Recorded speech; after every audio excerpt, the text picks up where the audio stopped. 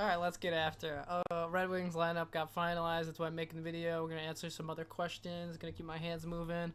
Uh, cause I'm all caffeinated up. All right, so the official roster is Bertuzzi and Raymond first line for opening day. That it is.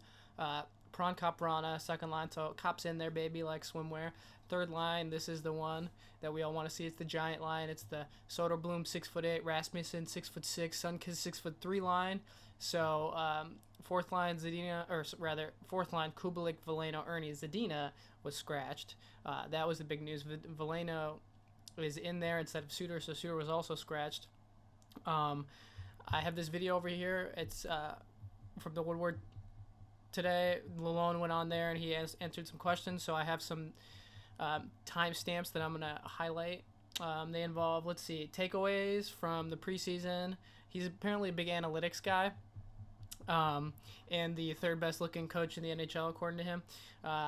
And what else have I got in there? He talks about why Soderblom and Edvinsson made or did not make the roster. Obviously, we know Soderblom made the roster at this point.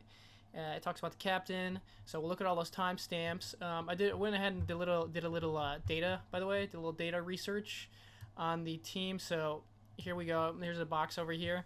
In case you're wondering, average height for the Red Wings is 6.17 inches. Average weight is 205 pounds. Average age is 25.9, which I think is zero point 0.2 years or whatever below what was listed on a Twitter post by somebody. I had him at like 26.1.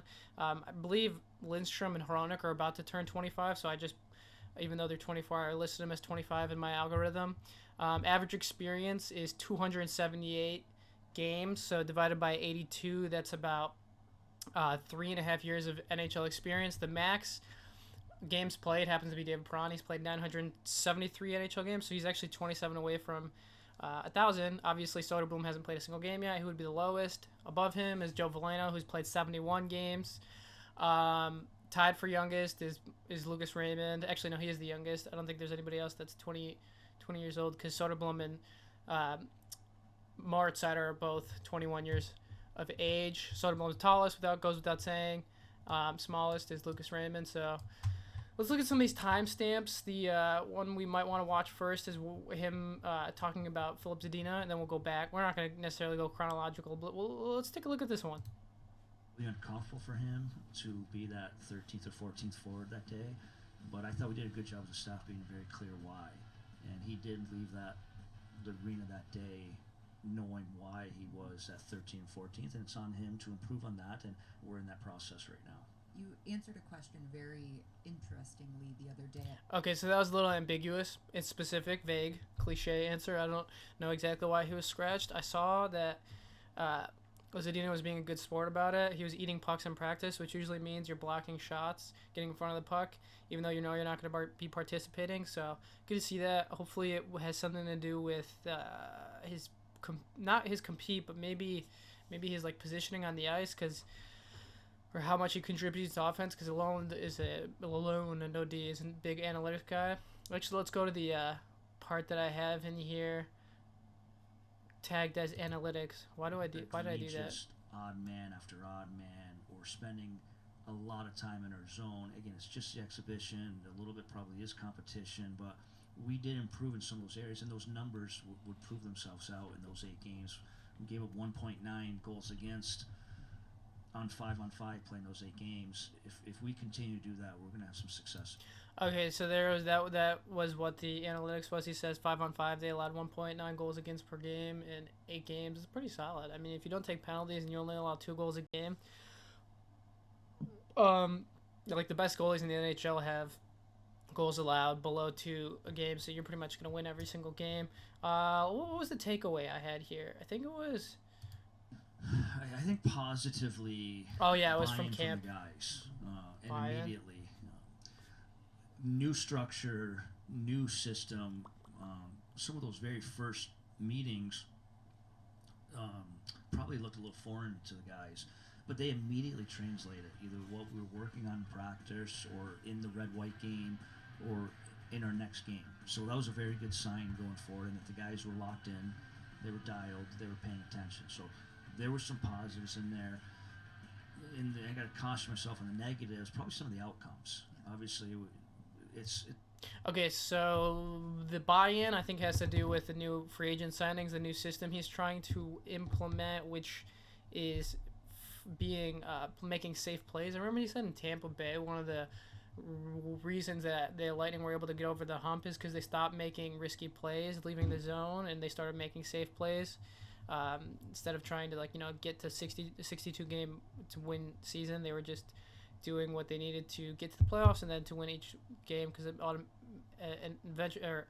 the end of the day, it's just winning or scoring more goals than the other team. Okay, so there was a cool thing that Art Regner asked about in the locker room. There's like a little plaque that says attitude and why. You know how like the Detroit Hard Knocks, apparently their thing is like grit. You know, Dan Campbell's all about grit, but this is what Lalonde added to the Detroit Red Wings locker room. Walk out onto the ice. It's right in the room there. And the other one is why. Can you explain exactly what you did, why you put those up there? Yeah, those were two. As a staff, we talked about what can be different. The new staff coming in, what can you have for a little change? At the same time, getting our point across what we're trying to do, and we came up with those two words, and they're fairly broad on purpose, but they can be very specific also.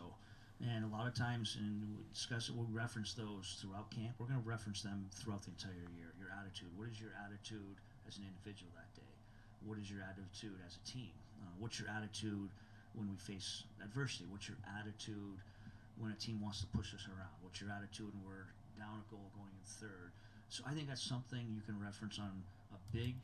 Okay, so he's going to keep explaining. You can watch more of that if you want to. This is my video, so I'm not going to just listen to the entire thing, but it sounds a lot like the attitude is part of the buy-in aspect that I was discussing earlier. You know, emotionally, are you going to be stable game after game? Are you going to have a reason for being consistent in your mentality? You know, then it's probably infectious in the locker room both ways. If you have bad attitude, good attitude, so it's like if you're doing good, why are you doing this? And then keep doing that. If you're not doing good mentally, why are you being negative mentally? And then, trying to explore that. It's kind of an interesting thing. Okay, this is probably burning for a lot of people. Who are the captains going to be? The alternate captains, that is. Let's see what he says about Dylan Larkin first. Locker room knows he's our captain. They look at him as our captain. He acts and handles himself like a captain. And I don't think that's the entire case for all 32 teams. So for us, that's a positive step.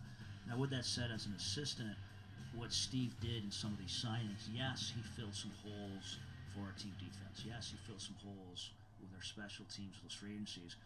But he also had a vision of our leadership with those signings.